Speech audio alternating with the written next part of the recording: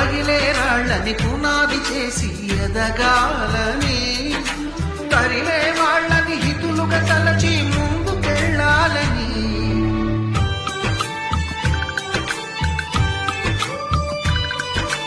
కన్నుల నీటిని కలల సాగుకై వాడుకోవాలని,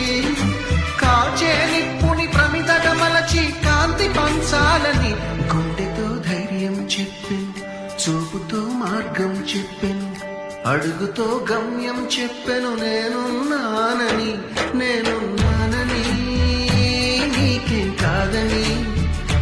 నిన్నటి రాతని మార్చేస్తానని.